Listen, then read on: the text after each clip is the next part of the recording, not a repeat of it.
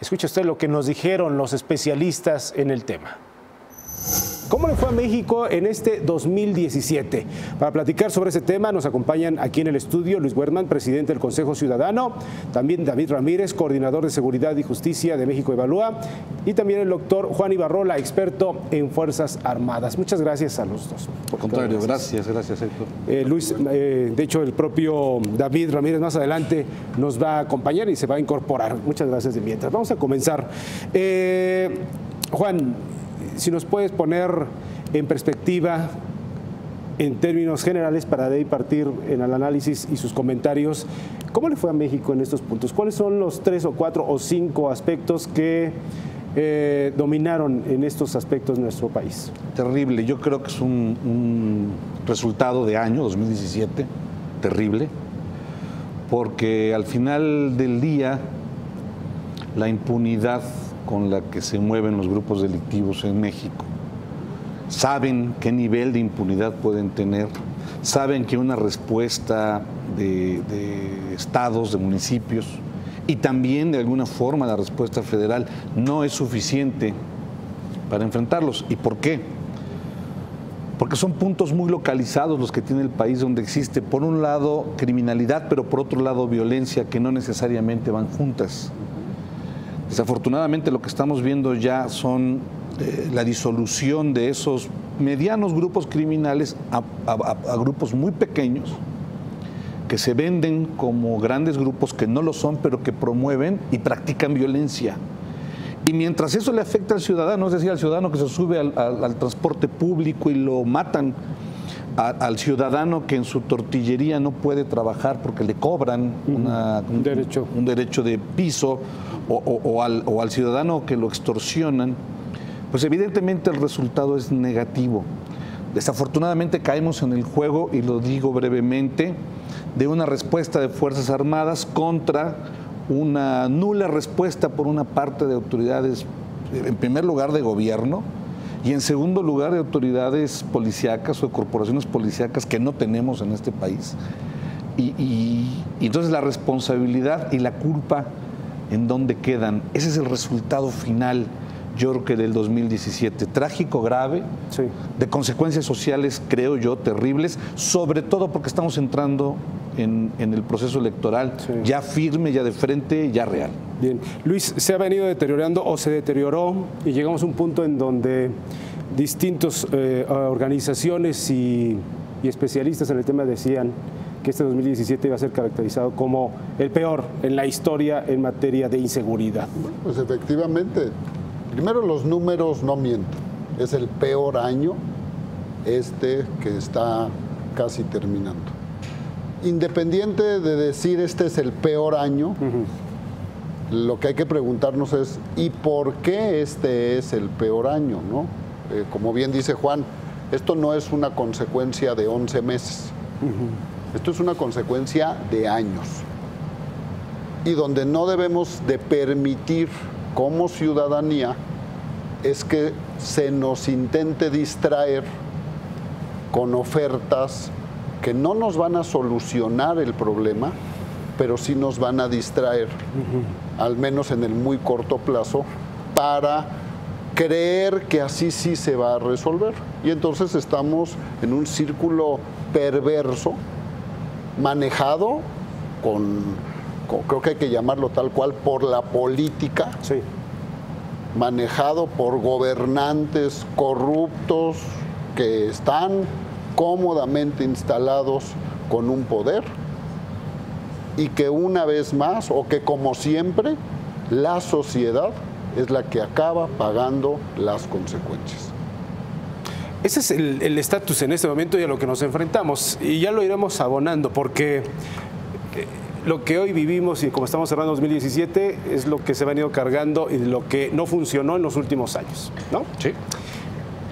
Y estamos en un impasse en donde se tienen que definir candidaturas y viene el proceso electoral en ese sentido. Entonces, y a eso, yo creo que con eso vamos a terminar, porque el punto en donde menciona Luis que estamos en una en un tiempo en donde pues estamos entre destapes, entre pronunciamientos y no los temas de fondo, pues seguimos inmersos en una situación complicada, muy compleja en materia de inseguridad. Pero me gustaría recuperarlo con Juan Ibarrola, el tema original. ¿Qué nos llevó a estar donde estamos en este momento? ¿Qué no funcionó para tenerlo muy en cuenta y tenerlo en el escenario? Yo creo que hay un factor muy importante. No hay un solo gobernador hoy o alcalde que cuando tomó posesión no hayan estado las Fuerzas Armadas ahí ya brindando soluciones o respuestas de seguridad pública, ojo, seguridad pública. Sí creo en la irresponsabilidad y en la indolencia de muchos gobernadores y de muchísimos alcaldes, pero creo también en que es mucho más fácil transferir la responsabilidad a las Fuerzas Armadas para un tema que ellos no conocen, es decir, los gobernadores o los alcaldes no lo conocen de otra forma, porque cuando ellos toman posesión ya estaban las Fuerzas Armadas ahí. A ver, las Fuerzas Armadas, ¿cuántas veces han recuperado Ciudad Juárez, Acapulco, Veracruz, Morelia? Sí. ¿Le seguimos? Sí, ¿Le seguimos? Sí. ¿Cuántas veces han recuperado esos espacios, se los han arrebatado a la delincuencia, se les entregan a las autoridades civiles y los vuelven a perder? Hablamos, sí, que debe de existir una responsabilidad ya directa, ya, vamos, legal en contra de un servidor público o de un representante público, como es un gobernador, un alcalde, perdón, para que hagan buen uso de los recursos, como bien lo comentaba Luis fuera del aire. Sí. Pero también que entienda que su obligación es cumplir con la principal demanda ciudadana, que en este momento es la seguridad. No es mejores sueldos, no es mejor educación, no es mejores servicios de salud. Es seguridad, es la principal demanda ciudadana. No lo digo yo, es una encuesta de victimización del INEGI, que así lo emplea. No hay esa respuesta por parte de estados y municipios, tomando en cuenta que este país tiene municipios muy grandes, donde se gestan situaciones terribles de violencia y de criminalidad. Ahí está Ecatepec, Tijuana, Mexicali. Podemos hablar de muchos. O las entidades que no presentaban estos índices y que van ahora lo están haciendo. Zacatecas, Colima, Aguascalientes, Querétaro. Entonces creo bien que ya no puede quedar solamente en una respuesta de Fuerzas Armadas, debe de quedar en la responsabilidad, pero sí aplicable hacia un gobernador que se le diga, no cumples tu trabajo, no sé, déjenme ser exagerado, te vas a la cárcel. ¿Por qué? Porque no estás cumpliendo. Sí, no solamente, si no pueden, renuncien. Si no puedes y cometiste una omisión por corrupción, por falta... Y déjenme comentar algo, porque este año tenemos política ficción con las campañas, y lo único que proponen todos los candidatos va a ser, voy a cambiar la seguridad, voy a combatir a los criminales, y no es cierto. Llevamos 12 años viendo este mismo panorama. David, México Evalúa tiene muy claro el escenario y el mapa de cómo está México en ese sentido. Mencionamos algunas de las entidades. ¿Qué tienen en esos sondeos, en esos monitoreos como estudio? Bueno, lo que hemos trabajado en México Evalúa sobre las entidades y ver cuál es la situación y sobre todo, más allá de cuál es la situación, cómo podemos salir adelante y cuáles son las formas de pensar el problema y encaminarnos hacia las posibles soluciones. Lo que hemos desarrollado en México Evalúa y que es algo que hemos estado insistiendo durante toda esta administración y ahora justamente que estamos en vías de un cambio de administración, es uno de los puntos en los cuales queremos insistir que hace mucha falta que se hable sobre ello y que se incorpore al diseño de políticas públicas. Son dos puntos.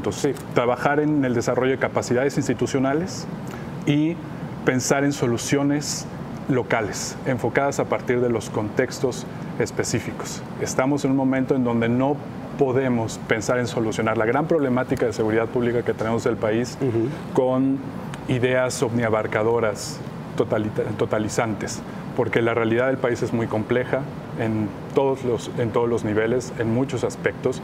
La criminalidad no es no es una excepción. Entonces necesitamos enfocarnos en soluciones locales y trabajar con las instituciones locales para fortalecerlas y que a la larga, porque esta es una de las partes importantes, tiene que ser un plan que nos dé una solución a largo plazo, no cortoplacista. O sea, lo que nos quieres decir es que parte de las soluciones tiene que ir de lo micro a lo macro. Exactamente. De lo micro a lo macro. Pero si de lo micro a lo macro no funciona, no, regresando al tema de los presidentes municipales corruptos o los presidentes municipales que se hacen a un lado. A lo mejor no son corruptos, pero dejan hacer, dejan pasar y de ahí se fastidia el tema, ¿no? Cuando no cumplen esa responsabilidad, algo que mencionaba precisamente Juan, ¿cómo ustedes lo están observando? Sí, porque no por podemos supuesto. quedar nada más en la pura teoría. Sí, no, es una estrategia que también tiene que aceptar cuál es la realidad nacional. Sabemos que hay, justamente como insistimos en el punto de que hace falta desarrollar las capacidades institucionales. Sí. Sabemos que hace falta porque hay graves deficiencias a nivel local.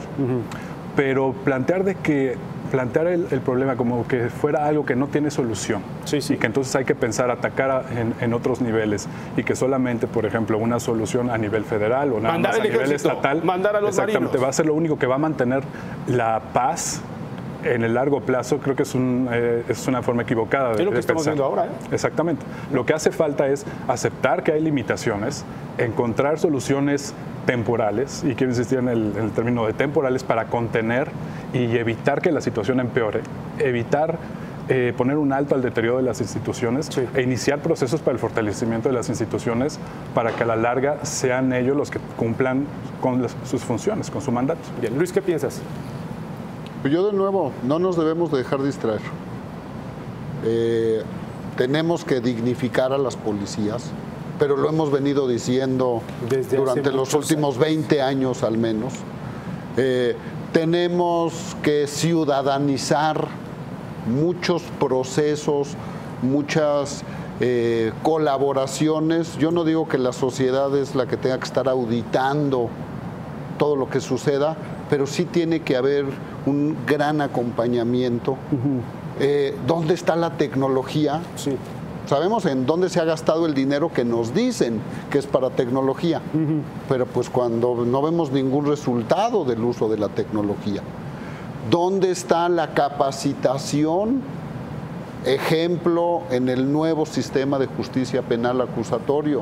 O sea, vemos una vez más que nos vendieron durante años y en los últimos meses, antes de que comenzara el sistema, que esto ya nos iba a cambiar nuestra realidad, pero enfrentamos una vez más la realidad, los ciudadanos, de que esa falta de capacidad, esa falta de voluntad, esa falta de inteligencia, ¿dónde está la inteligencia en todos los sentidos? Pero aquí hablando la inteligencia policíaca, la inteligencia hacia el crimen, hacia el delito, pues vemos que está totalmente suelto todo y politizado o partidizado, para no satanizar a la política, de una manera en donde pareciera que todo el mundo quiere llegarnos y decir con una varita mágica, si esta ley sale, se arregla, si esto se aprueba, ya queda. Estos son los buenos y estos son los malos, pero no hablando de los delincuentes, o más bien hablando, hay delincuentes de cuello blanco, de cuello azul, y hay delincuentes de arma, ¿no?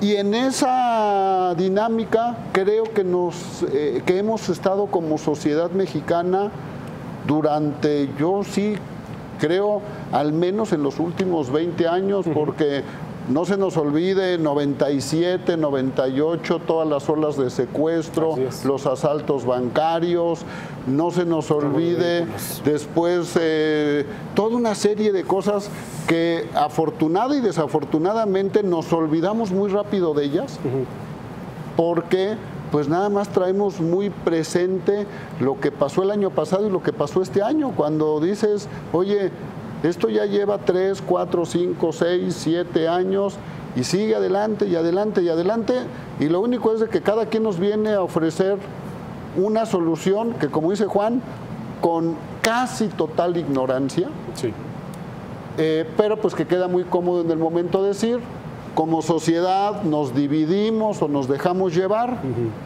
Y repito, siempre al final de cuentas, los que vivimos las consecuencias somos los ciudadanos. Y los que más la viven es la gente de a pie.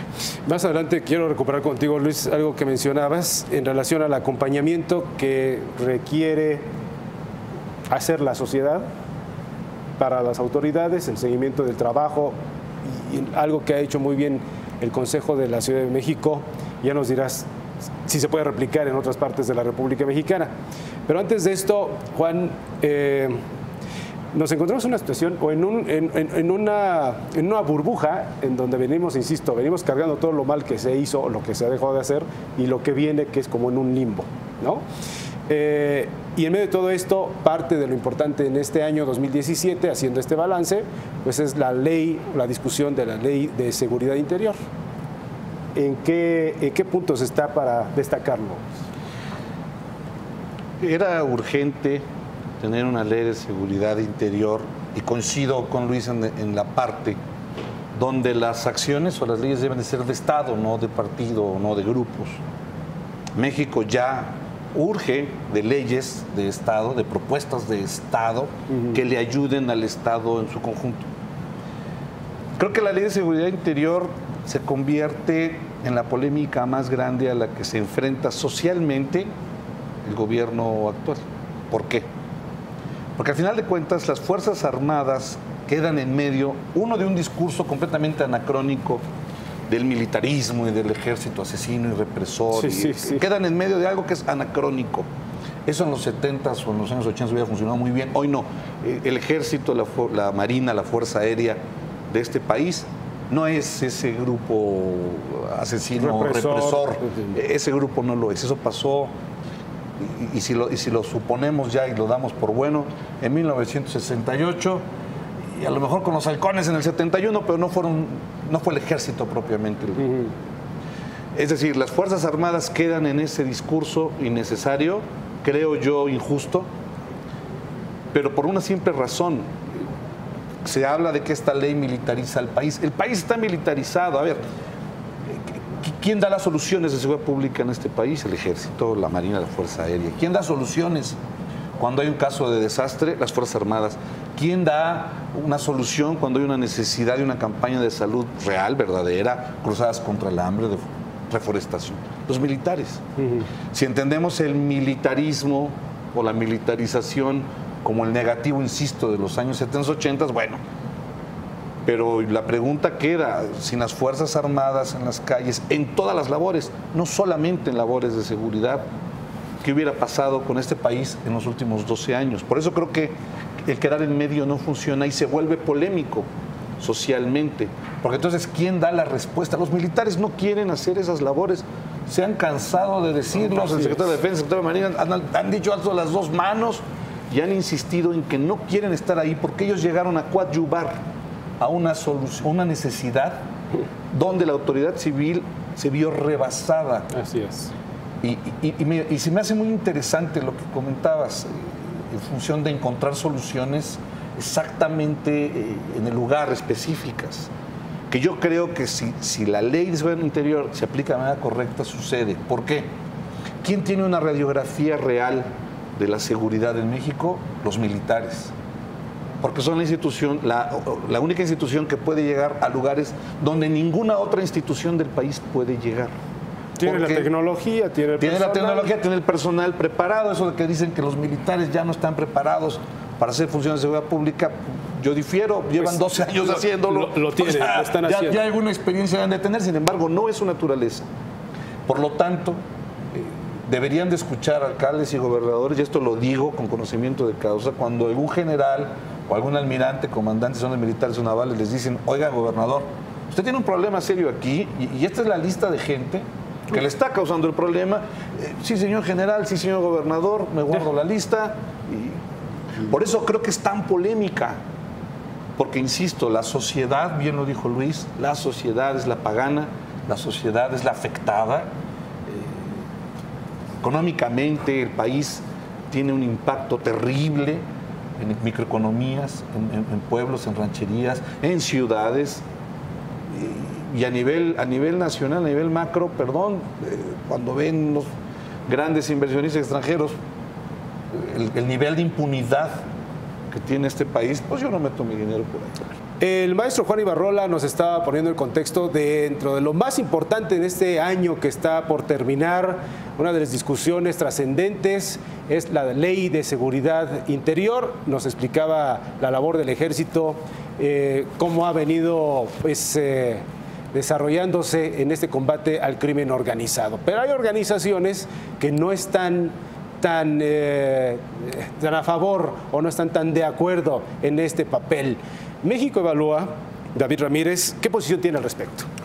Bueno, en México Evalúa hemos estado observando con gran detenimiento todo este proceso y desde que se inició la discusión de las distintas iniciativas que se presentaron sobre la Ley de Seguridad Interior, hemos tenido una visión bastante crítica sobre las consecuencias y las implicaciones.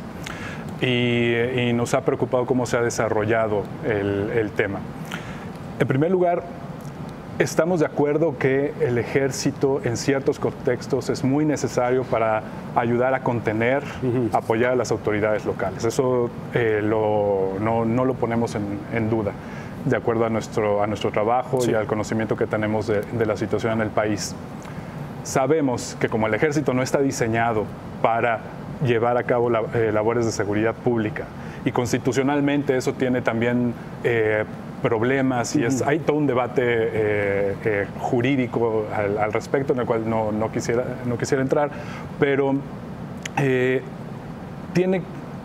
ven situaciones donde tiene que actuar y llevar a cabo acciones de seguridad pública para las cuales no está diseñado. El problema que nosotros vemos es que sí, sin duda necesita un esquema, un reglamento, necesita tener certidumbre. Y ahí estamos de acuerdo. No creemos que esta versión de la Ley de Seguridad Interior les dé la protección que hace falta, porque es muy poco claro en criterios de entrada, en criterios de salida, es muy poco claro. Por ejemplo, una parte que nos importa mucho en México Evalúa, y creo que el resto de las organizaciones lo han mencionado constantemente, es que a pesar de que hay cierto tipo de controles en derechos humanos, no son suficientes. Y eso sí es una preocupación que no se puede tomar a la ligera, porque en todo el país tenemos un grave problema de derechos humanos. No lo dice nada más México Evalúa, no lo dicen partidos políticos, lo dicen organismos internacionales que han estado revisando la situación del país y hay muchos ejemplos. Entonces, no hemos mejorado todavía en derechos humanos. Hay un largo trecho y lanzar una iniciativa en donde esto no está cubierto a suficiencia es preocupante. Ese es un punto. Dos, la parte de los contrapesos. Las implicaciones que tiene una intervención en un área debe de estar acompañada por los suficientes contrapesos legislativos para que sea una decisión lo más informada posible y lo más controlada posible. Y tres, y que en México Evalúa es otra cosa que nos preocupa mucho porque va en contra de lo que nosotros hemos trabajado como posible solución, más bien como única solución al tema de seguridad y a una seguridad estable, es que no está acompañada la ley con la idea de vamos a mejorar las capacidades institucionales de los estados o los municipios a los cuales estamos ayudando. Simplemente no se menciona absolutamente nada. Entonces esos son tres puntos que nos preocupan y que creemos que si se aprueba de esta manera, a la larga va a crear un panorama mucho más complicado para la siguiente administración, independientemente de la etiqueta partidista. Bien, antes de conocer la posición de la sociedad civil, que en este caso representa a Luis Werman, me gustaría conocer la respuesta que tiene Juan Ibarrola en relación a estos tres puntos que me acaba de mencionar David. Creo con pena que las organizaciones que hablan de violaciones de derechos humanos no le hagan una campaña a los médicos de este país. La institución que más violaciones de derechos humanos comete en este país es el Seguro Social, la que más. Entonces deberían de irse en contra de los médicos, ¿no? Para tomar nota, David. Satanizarlos. Y esto no lo digo yo, lo dice la CNDH. Es un dato que da la CNDH. La institución que más viola derechos humanos en este país es el Seguro Social. Y mi respeto para todos los médicos. Sin embargo, creo muy importante entender qué es lo que podemos generar alrededor del abuso de la fuerza que puedan utilizar los militares. Pongo datos también estadísticos que da la CNDH, no son datos míos. En 10 años han existido 134,000 denuncias en contra de las Fuerzas Armadas por violaciones a derechos humanos, 134,000. De esas 134,000, solamente 128, ya no 1,000, solamente 128, se han hecho recomendación. Tomando en cuenta que las Fuerzas Armadas desde hace 10 años han realizado millones de operaciones en combate a la delincuencia, en rescate de personas, en una serie de acciones que han sido contadas por millones. El dato está en el INAI con lo que reporta Sedena. Entonces no encuentro una relación de una violación sistemática de derechos humanos por parte de las Fuerzas Armadas en México, cuando esos números son los que la CNDH está aportando. No hablo por esto de que se tenga que permitir que un militar abuse de un ciudadano, no. A ver, el ejército no reprime, o las Fuerzas Armadas, los militares, no reprimen socialmente. Por ahí se ha insistido mucho en algunos colectivos. Es que están insistiendo. Y de que si rompen un vidrio, entonces va a entrar el ejército. A ver, no. O las Fuerzas Armadas, no. Lamento que los colectivos estén abriendo la puerta a que puedan ser violentos en una manifestación y los ciudadanos que no tengamos que ver con esa manifestación nos tengamos que aguantar y sufrir las consecuencias. No, las Fuerzas Armadas bajo ninguna circunstancia van a ir a reprimir una manifestación social, ideológica. No lo han hecho. En los únicos 2 casos que medio se intentó por parte de 2 presidentes fue con Ernesto Zedillo en el caso de Oaxaca, donde los soldados les dijeron no vamos a sacar a los de la APO. Y en el otro caso fue con Vicente Fox, cuando le ordenaron al secretario de la Defensa de aquel entonces que llevara tropas al Zócalo por lo del desafuero de López Obrador, y no lo hicieron. Debemos entender que las Fuerzas Armadas no solamente son servidores públicos, es un bien de la nación, un bien como activo. A lo mejor para algunos no serán buenos. Sí. Una frase del secretario de la Defensa, dicen que el ejército y el pueblo es uno y lo mismo, vienen de ahí. Represión social no va a haber si eso es lo que hay el temor. El temor o la duda, porque no lo han hecho. Hoy tendrían la capacidad, si lo queremos ver así, porque el presidente de la República es el comandante supremo de las Fuerzas Armadas por mandato constitucional, con ley de seguridad interior o sin ley de seguridad interior. Si el presidente de la República o el comandante supremo le ordena algo al ejército, en teoría lo tendrían que cumplir. Los únicos 2 casos, insisto, donde se ordenó que de alguna manera hubiera esa disuasión en contra de la sociedad, no se hizo. No lo hicieron. Ya tendremos oportunidad, David, de responder esas partes. Luis, la parte de la sociedad, porque en medio de estas posiciones queda la gente de a pie y tú en este momento representas esta parte. Yo pongo y vamos en orden. Primero, creo que tiene que haber todo nuestro respeto, todo nuestro reconocimiento y toda nuestra admiración para las Fuerzas Armadas de México. Porque es muy sencillo. Las únicas instituciones que no se han devaluado en México son las Fuerzas Armadas. De ahí para abajo no hay ni civiles ni políticas que no se hayan devaluado en nuestro país. Aunque ha habido casos, y te interrumpo rápidamente, casos... Frijolitos en el arroz. Marinos, ¿no? Marinos secuestradores, que también fue un caso sonado. Bueno, pues si tenemos gobernadores narcotraficantes, pues pero creo que lo que apuntan, si me permite la breve interrupción por un dato, creo que es importante. Con esto